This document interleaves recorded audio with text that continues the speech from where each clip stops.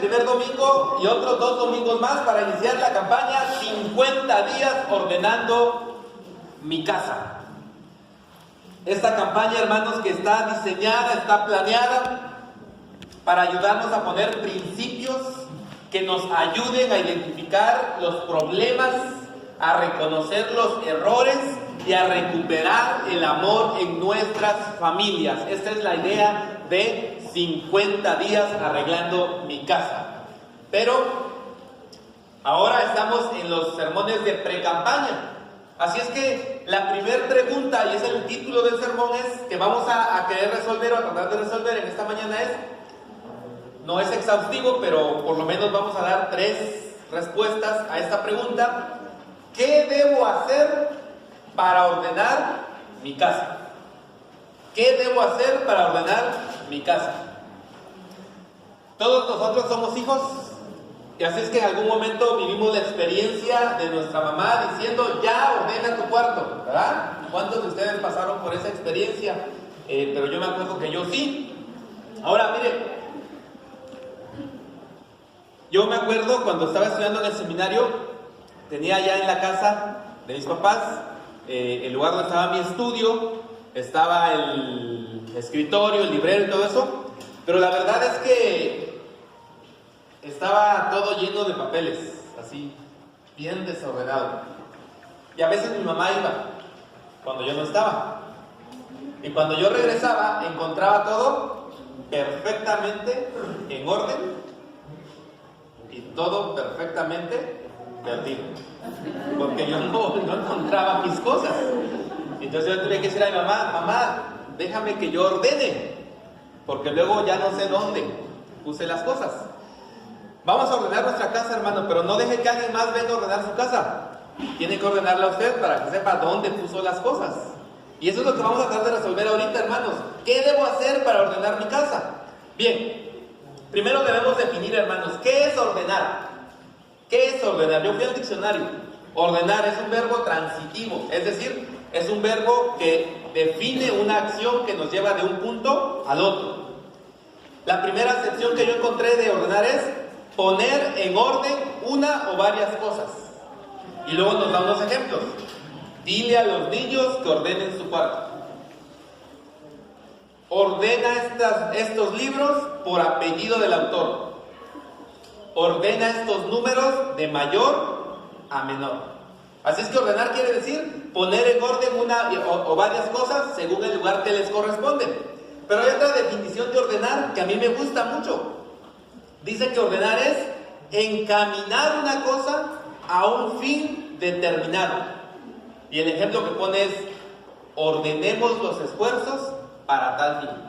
Así es que 50 días ordenando mi casa es poner las cosas en el lugar que le corresponden, pero al mismo tiempo encaminar a nuestra familia a que cumpla el propósito por el cual existe. Eso es lo que vamos a hacer, hermanos. Pero ¿cómo lo vamos a hacer? La pregunta que nos estamos haciendo es: ¿qué debo hacer? Como nos estamos preparando para la campaña, vamos a contestar en esta mañana esta pregunta y vamos a dar 3 respuestas a esta pregunta. Muy bien.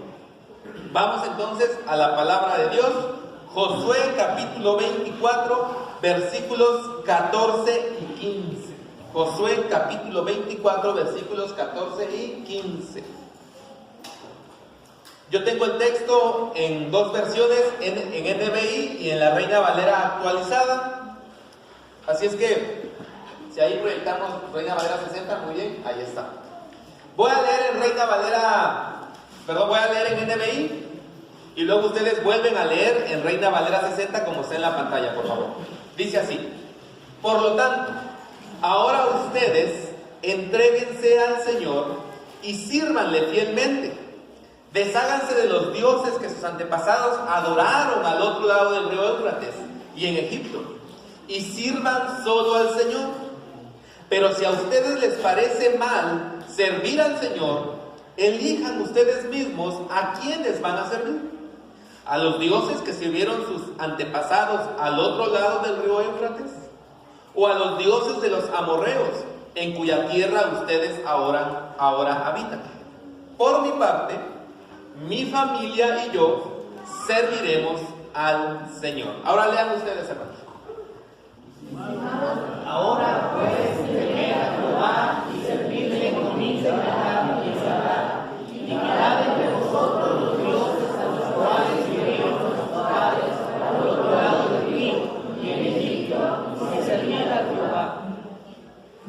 Y si mal os parece servir a Jehová, escogeos hoy a quien serváis, si a los dioses a quienes sirvieron nuestros padres cuando estuvieron al otro lado del río, o a los dioses de los amorreos que en mi tierra habitáis, pero yo y mi casa serviremos a Jehová.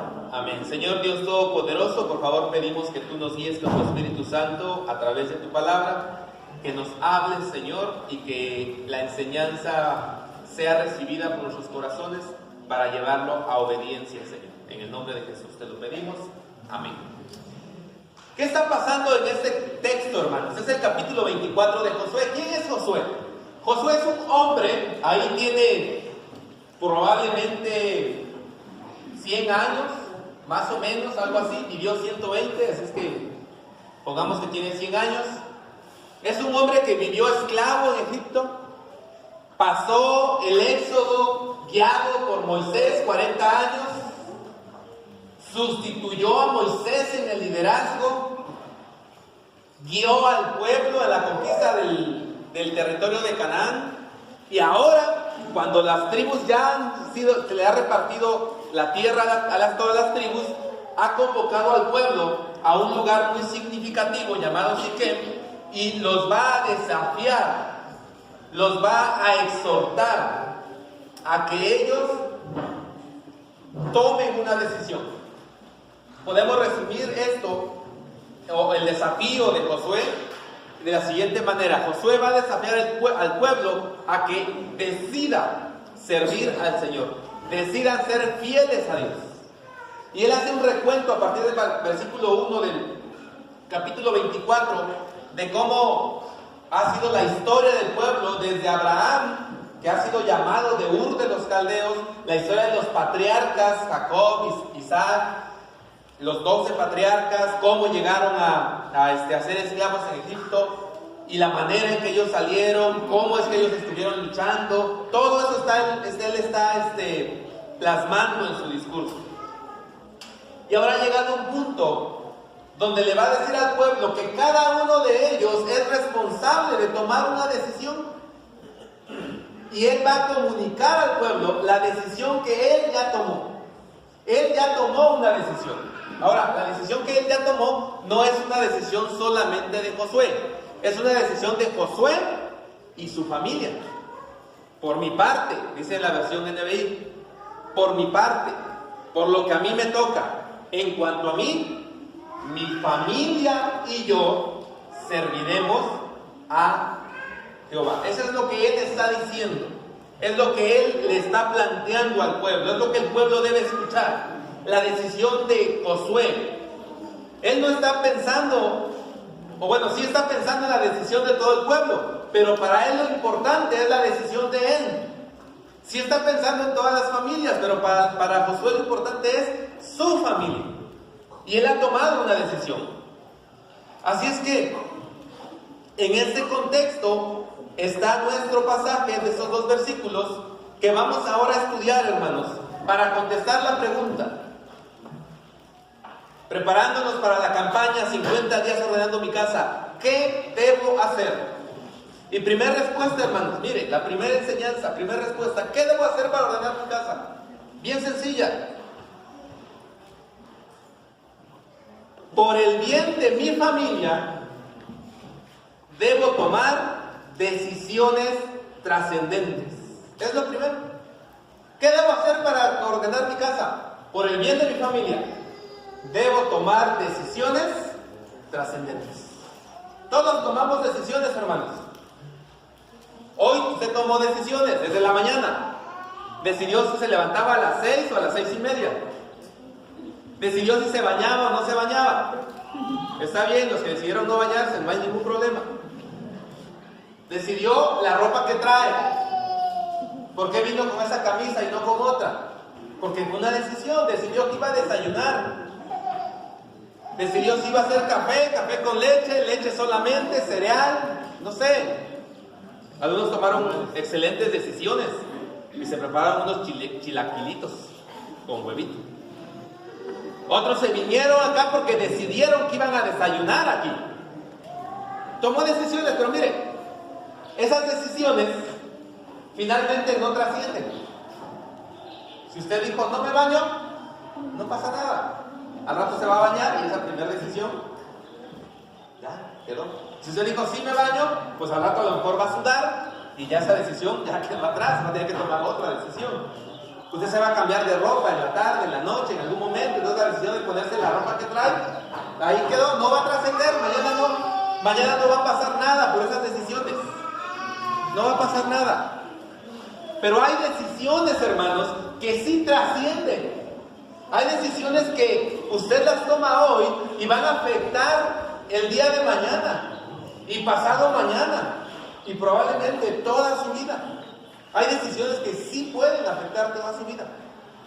Y la decisión, hermanos, de permitir a Dios que ordene nuestra casa es una decisión trascendental. Porque esa, hermanos, va a afectar cada aspecto de nuestra vida en familia. Pero debe ser una decisión que usted debe tomar. Nadie la va a tomar por usted, hermanos. Así me decía mi mamá, arregla tu cuarto porque nadie va a venir a arreglarlo por ti. Bueno, ella sí lo arreglaba, porque lo arreglaba por mí y me lo dejaba mal, desde mi perspectiva obviamente, ¿verdad? Porque luego perdía yo cosas. Pero hay cosas, hermanos, que nadie va a hacer. Es más, déjenme decirlo, y yo creo que no es herejía lo que voy a decir, ni Dios lo va a hacer. Hay cosas que ni Dios va a hacer, porque le tocan a usted. Y no es porque Dios no pueda hacerlas, Dios puede mandar un rayo y acabar con el problema que usted tiene. Puede hacer cosas Dios, pero ¿sabe qué? Dios quiere que usted las haga. Así es que tome decisiones trascendentales, hermano. Mire, toda su vida Josué había sido un siervo. Él fue siervo de Moisés y muy al final de su vida fue reconocido como siervo de Jehová. En este punto de la historia, él está observando la historia de su pueblo y las opciones que tienen. Él está viendo a su pueblo, está viendo dónde están y él está viendo las opciones. Josué sabía, hermanos, que resultaba atractivo seguir la inercia de las generaciones pasadas. Porque les dice, no, decidan, van a servir a los dioses que servían sus antepasados allá en Éufrates. Se está regresando hasta Abraham, hermanos. Cuando Abraham es llamado, se cree que Abraham era un monólatra. Es decir, no era monoteísta. El monoteísta cree que hay un solo Dios. El monólatra cree que hay muchos dioses, pero nomás adora uno. Entonces, Abraham sabía o creía que había muchos dioses y nada más adoraba uno. Pero seguían estando esos dioses. Cuando la familia emigra, ¿qué cree que se llevan con ellos? Sus dioses. ¿Se acuerdan ustedes de Raquel? Cuando Jacob sale huyendo de la casa de su suegro Labán, ¿qué hace Raquel? Se llevan los dioses de su papá. Por eso es que el texto dice, los dioses que adoraban su familia allá en el Éufrates. Es decir, hay una herencia generacional, hay una herencia que viene de la familia y es muy fácil seguir la inercia. Es muy fácil seguir la inercia. Luego dicen, ¿no? Hijo de tigre, pintito. Eso dicen, ¿qué es lo que quieren decir con eso? Que como es el papá, va a ser el hijo. Si el papá es un alcohólico, ¿qué va a ser el hijo? Alcohólico. Si el papá es un irresponsable, ¿cómo va a ser el hijo? Irresponsable. Si la mamá es autoritaria, ¿cómo van a ser los hijos? Autoritarios. Porque aprendemos, hermanos. Así es que Josué sabe, es muy posible que el pueblo siguiera la inercia que ya traía. Su familia había sido idólatra. Y él les dice, todavía traen los dioses, ahí los traen con ustedes. Entonces, era muy fácil, hermanos, seguir la inercia de las generaciones pasadas o amoldarse al estilo de vida de los pueblos en medio de los cuales se hallaban, porque les dice, o van a adorar a los dioses de los amorreos.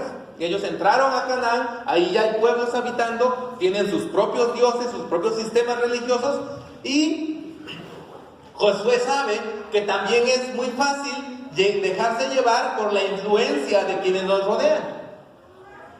Y eso es lo que le está diciendo al pueblo. Ustedes tienen que decidir. Pero hay una tercera opción, hermanos.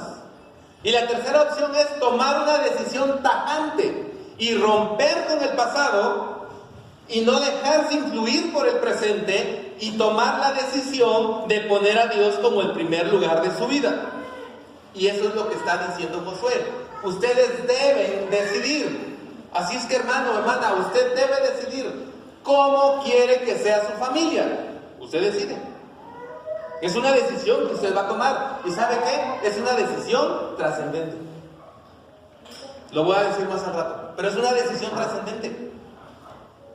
Es algo que va a afectar, hermanos, muchas cosas.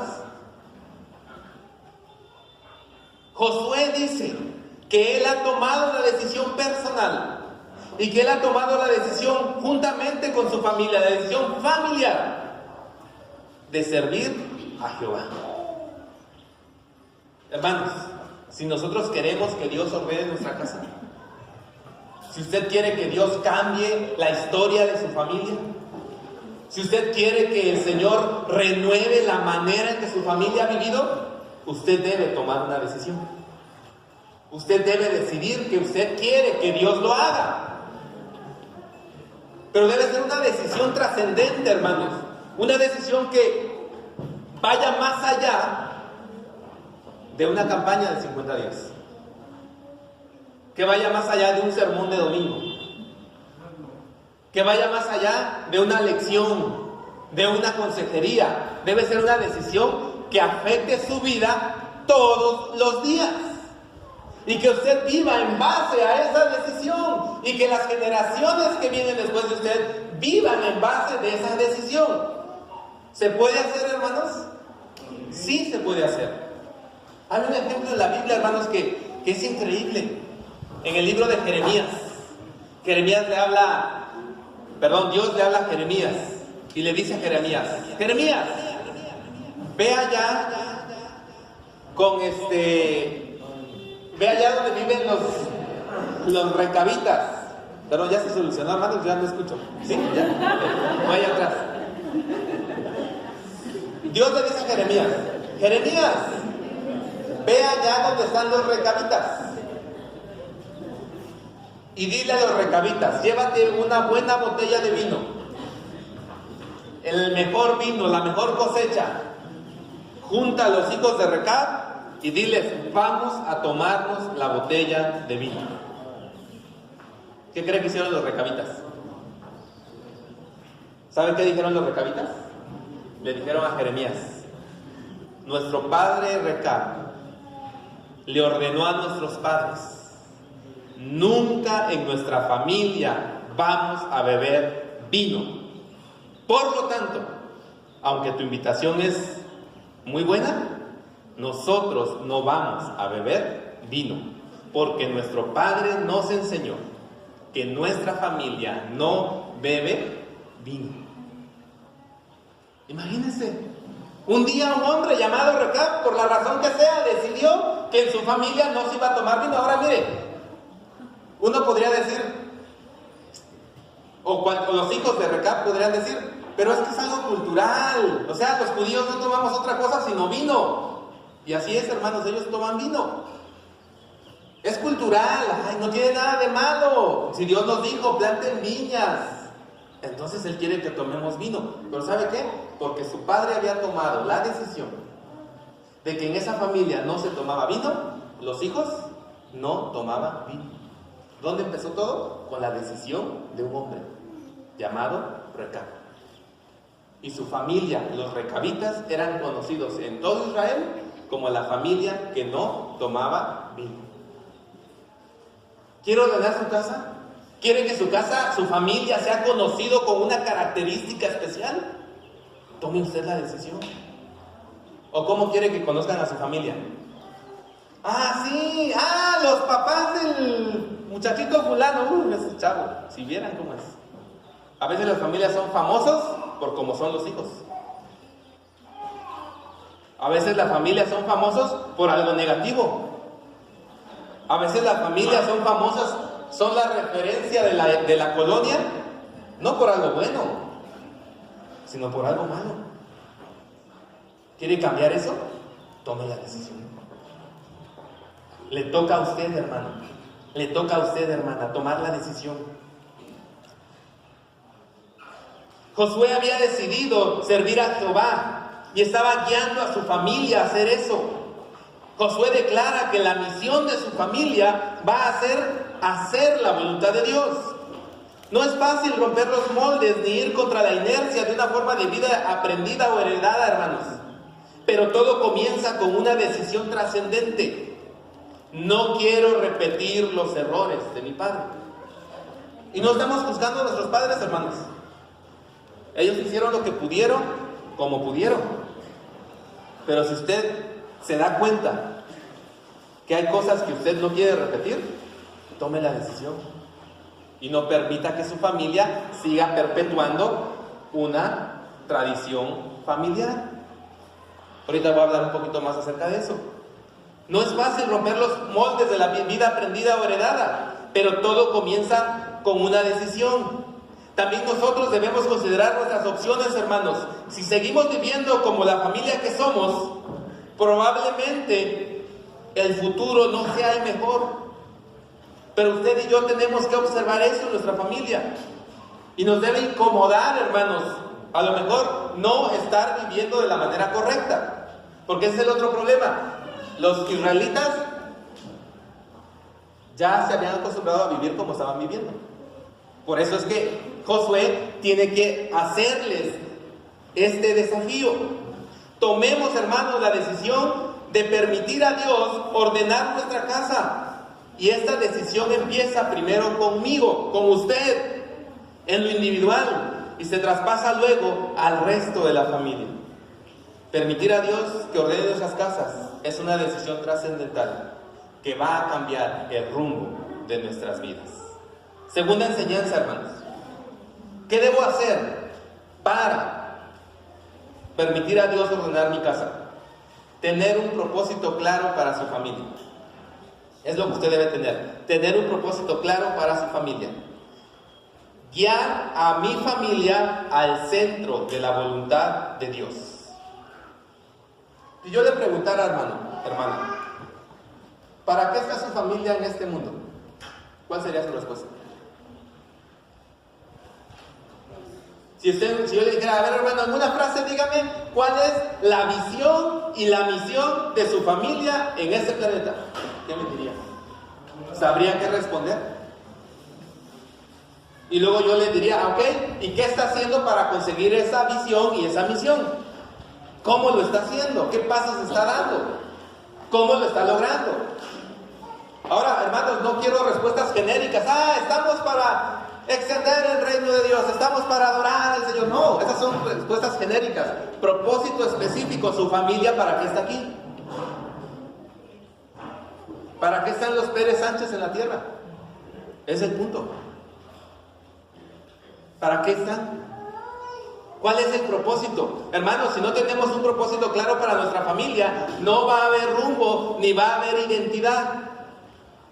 La familia va a ir en el mundo al garete, siguiendo la inercia del pasado y siguiendo las modas del presente, pero no va a tener una meta hacia la cual ir caminando como familia. ¿Cuál es la misión? ¿Cuál es el propósito de Josué? El propósito de Josué es muy claro, hermanos. En el libro de Josué es muy claro. Hacer realidad la promesa de Dios de darle una tierra al pueblo de Israel. Esto movía el corazón de Josué y de su familia. Ellos tenían un propósito, ellos sabían para qué estaban en este mundo. ¿Lo sabe su hijo? ¿Lo sabe su hija? ¿Saben sus hijos para qué existen ustedes como familia? Es más, digo, para empezar, ¿estamos de acuerdo los esposos de que para eso está nuestra familia? ¿O cada quien está jalando por su lado? ¿Sabe que cuando los esposos no están de acuerdo en lo que es el propósito de la familia, los hijos crecen con confusión y no saben si seguir a mamá o seguir a papá? Eso es lo grave, hermanos, cuando los esposos no están de acuerdo, por ejemplo, en las situaciones espirituales. La esposa quiere que estén en la iglesia, el esposo quiere irse a jugar fútbol. ¿Los hijos cómo crecen? Con confusión. Porque mamá dice que es importante estar en la iglesia y papá dice que no es tan importante. ¿Cuál es el propósito para su familia? ¿Cómo quiere que su familia sea conocida? Josué sabía, hay un propósito para mi familia y el propósito de mi familia es hacer realidad las promesas de Dios. Si para eso a mí me toca pararme y ser el líder y ordenar darle vueltas a Jericó, dice Josué, eso me toca. Si a mí me toca ordenar que apedreen acá, pues ese es mi papel. ¿Cree usted que no estaban los hijos, la esposa de Josué respaldando a Josué en lo que estaba haciendo? Yo creo que sí. Porque como familia sabían que tenían una misión. Los hijos, hermanos, quieren tener un sentido claro de propósito. ¿Para qué estamos aquí? ¿Por qué vamos a la iglesia? ¿Por qué hacemos lo que hacemos? Debe haber un propósito claro, hermanos. Cada familia debería responder y cada padre debería responder de manera contundente y clara. Mi familia está aquí para esto. Pero a veces, hermanos, andamos como el camarón que se duerme.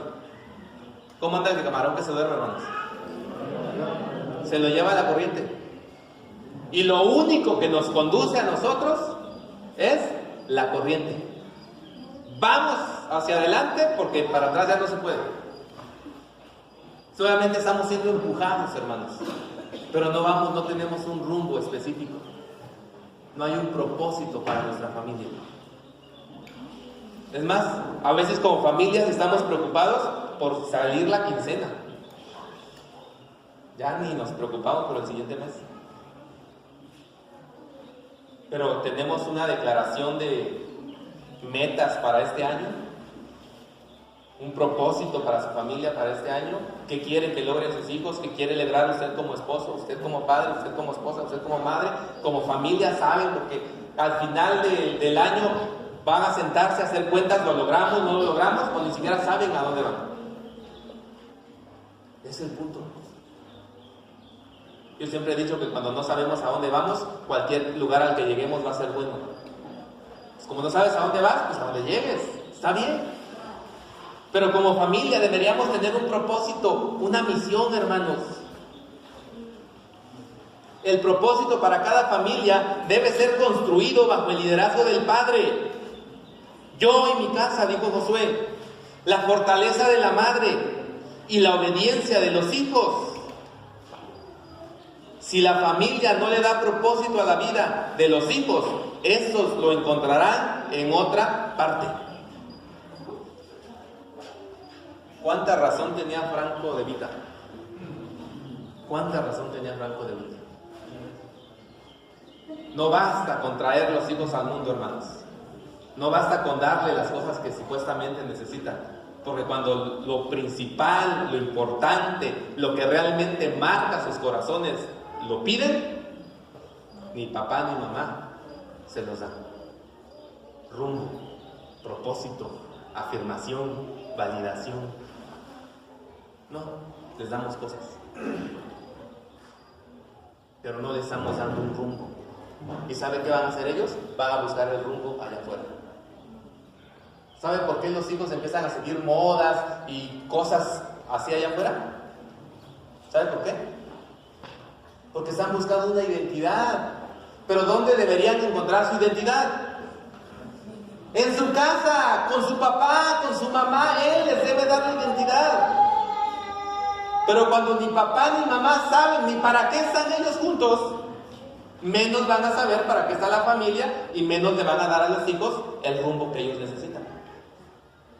No, hermanos, los jóvenes no están desatados. Los jóvenes no están mal. Los jóvenes lo que no tienen es rumbo. Porque en su familia no les han dado rumbo. Porque en sus casas no les han dado identidad. Ese es el problema. No son rebeldes, hermanos, sin causa. Hay una causa muy profunda. Su corazón está herido porque papá y mamá nunca marcaron sus vidas. Y queremos que se arreglen yendo a la escuela o en la iglesia, que los arreglen, cuando el problema se originó en la casa. ¿Cuál es el propósito para nuestras familias, hermanos? ¿Para qué estamos como familia en este mundo?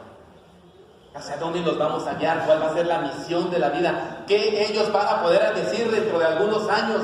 En mi familia no hacemos esto porque mi papá me dijo que no lo hacemos. En mi familia hacemos esto, nos morimos por esto porque mi papá me dijo que por esto vale la pena morir. ¿Qué propósito le estamos dando a nuestra familia? Para que podamos hacer un propósito, hermanos, debemos dejar a Dios ordenar nuestra casa y empezar por nuestra propia vida, que Dios nos ordene a nosotros primero. Porque es muy fácil, hermanos, es muy fácil dejar a los jóvenes, dejar a los hijos, que vayan ellos solos. Porque como yo así viví, como a mí nadie me dijo y yo solito descubrí, pues te toca a ti solo. No, hermanos, no tenemos que hacer eso. Independientemente de cómo se desarrolle la misión y propósito de cada familia, cada hogar debiera ser, hermanos, un lugar donde el amor de Dios sea una característica. Debe ser un lugar lleno de honradez y de justicia.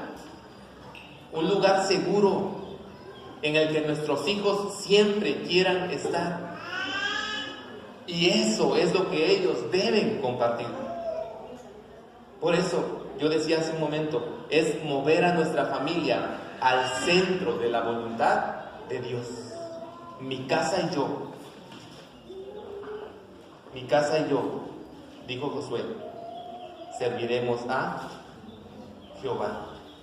Por eso Él les dice en el versículo 14, teman al Señor, sírvanle con integridad. Este debe ser el propósito para ustedes. Temer a Dios, servir a Dios, ese es el propósito. Descubran luego cómo lo van a hacer y háganlo. Hermanos, tomemos la decisión de ordenar nuestra casa y vivamos con un propósito claro en nuestra vida familiar. Tercera enseñanza, hermanos, y última respuesta. ¿Qué debo hacer para ordenar mi casa? Tercera respuesta. Por el bien de mi familia, ejecutar acciones contundentes. Por el bien de mi familia, ejecutar acciones contundentes. 3 propuestas que yo le tengo. Número 1, deshacernos del pasado. Número 2, sanar nuestras heridas. Y número 3, desechar los malos hábitos. Miren lo que le dice Josué, y es bien interesante, hermanos. Miren lo que le dice Josué al pueblo. En el versículo 14, en la segunda parte, dice así: quiten de en medio los dioses a los cuales sirvieron sus padres al otro lado del río y en Egipto, y sirvan al Señor. ¿Qué significará eso de quiten los dioses? Mire cómo lo dice Nueva Versión Internacional. Desháganse de los dioses. ¿Por qué tenía que decirles Josué que se deshicieran de los dioses? Porque todavía los traían. Mire, acaba de pasar 40 años en el Éxodo. Los años que haya sido el tiempo de conquista en la tierra. Ellos están viendo la obra del Señor, están viendo cómo Dios es poderoso. Pero ¿sabe qué? Siguen cargando los ídolos. Siguen cargando los ídolos. Por eso Josué les dice: si ustedes no se deshacen de los ídolos, no van a poder servir a Jehová. Desháganse de ellos. Esas son acciones contundentes, hermanos. Es una acción que yo debo ejecutar. Yo debo pararme, decidir. Quiero que Dios ordene mi casa, porque mi propósito para mi familia es este. ¿Qué debo hacer? Número 1, deshazte de los dioses falsos. Yo le digo 3 cosas. Deshágase del pasado. Mire, ¿por qué los Montesco odiaban a los Capuleto? ¿Sí sabe de quién está hablando, verdad? Ok. ¿Por qué los Montesco odiaban a los Capuleto? No se sabe.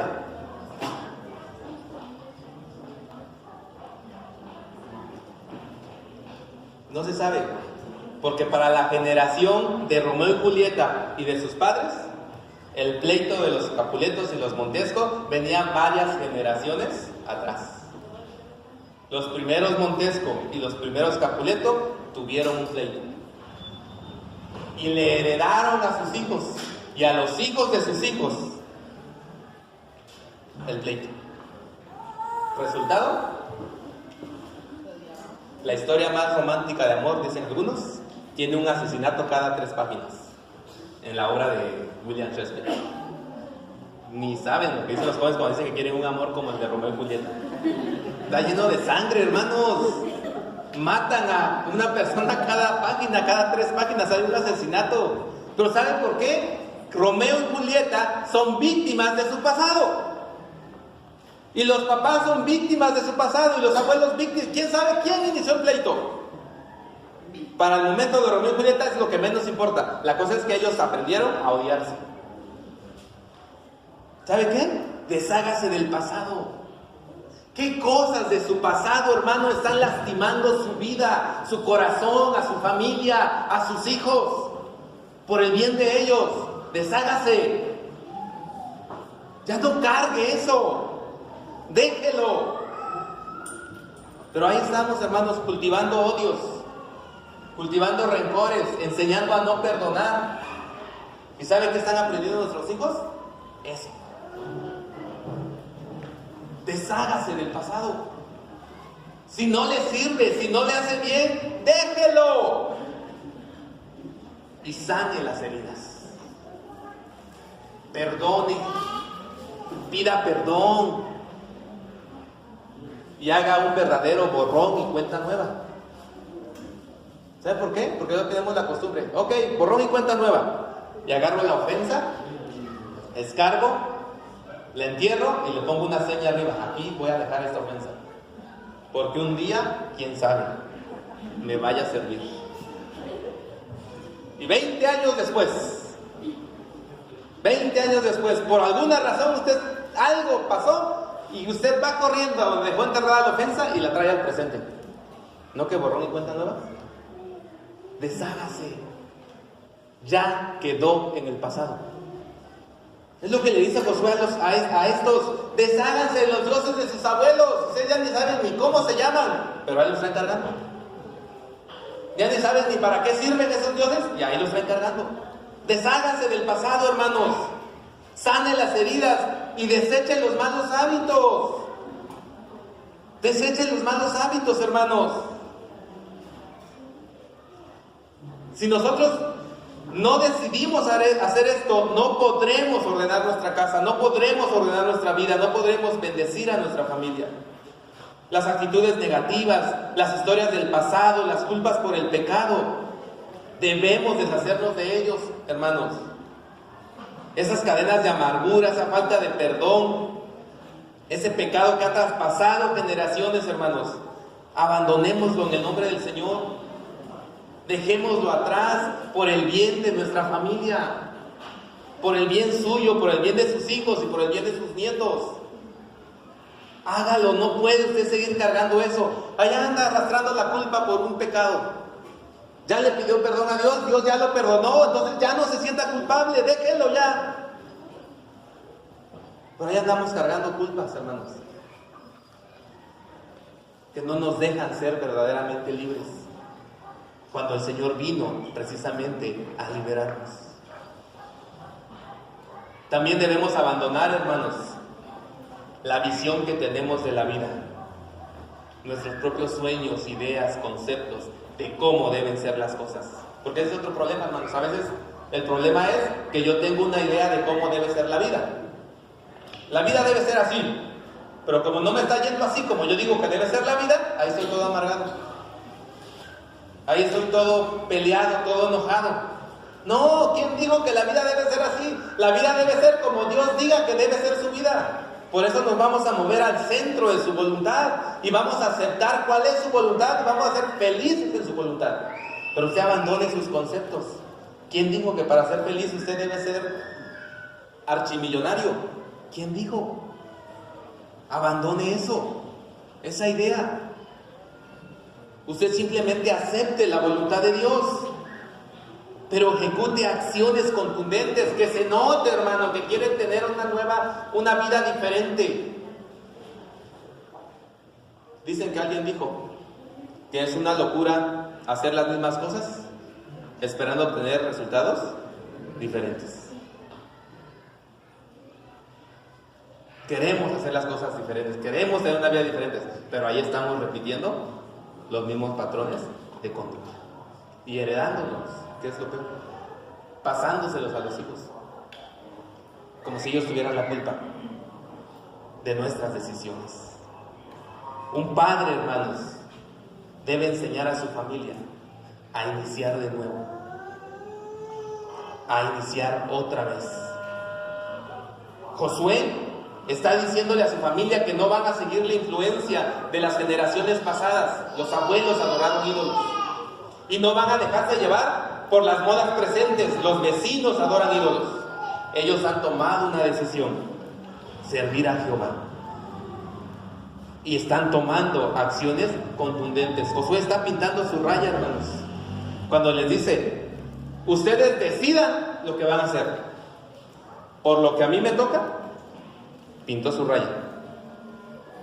Mi familia y yo serviremos al Señor. Y si hacer lo que yo tengo que hacer me va a llevar a mí a tomar decisiones contundentes en relaciones, en situaciones de la vida, en cosas que yo debo hacer, las debo hacer, hermanos. ¿Saben por qué? Porque está en juego el futuro de nuestra familia.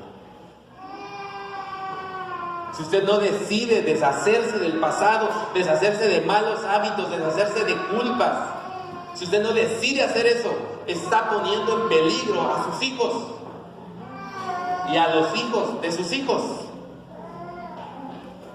¿Por qué cree usted que el Señor dijo que Él visita la maldad de los padres sobre los hijos hasta la tercera y a la cuarta generación? Y no porque se va transmitiendo el castigo, sino porque lo que yo sea lo va a aprender mi hijo, y lo que él aprenda de mí se lo va a pasar a su hijo, y lo que ese niño aprenda se lo va a pasar a su hijo. Así es que yo decido hoy que si algo va a aprender mi hijo, va a ser vivir en el centro de la voluntad de Dios. Pero para que él pueda aprender a vivir en el centro de la voluntad de Dios, yo debo vivir en el centro de la voluntad de Dios. Y si eso requiere que yo tome acciones contundentes, yo estoy dispuesto a hacerlo. Acciones contundentes que definan lo que vamos a vivir y a enseñar a nuestra familia. Porque lo que hoy hagamos por nuestra familia va a determinar la influencia y el legado que les vamos a dejar. Como los hijos de Recab, que un padre un día decidió que no iban a tomar vino, y Dios tomó a esa familia como ejemplo de fidelidad y le dijo al pueblo de Israel: ¿acaso las palabras de Recab son más importantes que mis palabras? Porque aquí está esa familia que por escuchar a su padre no toma vino. ¿Por qué ustedes no me escuchan a mí? Y entonces él pone este ejemplo. Hermanos, si realmente vamos a dejar que Dios ordene nuestra casa en esta campaña de 50 días que viene por delante, debemos empezar tomando una decisión trascendente. Voy a dejar a Dios cambiar mi vida. Debo empezar a buscar un propósito para mi familia. ¿Para qué estamos en esta tierra? Y luego voy a ejecutar acciones contundentes para vivir de acuerdo a la decisión que he tomado y al propósito que he elegido. Si usted quiere hacer eso, yo le invito a que se ponga de pie para que oremos al Señor y pidamos que bendiga a nuestra familia, que restaure nuestra historia familiar, que restaure nuestra relación como familia, que nos permite escribir una nueva historia en nuestra familia. Hermanos, no estamos condenados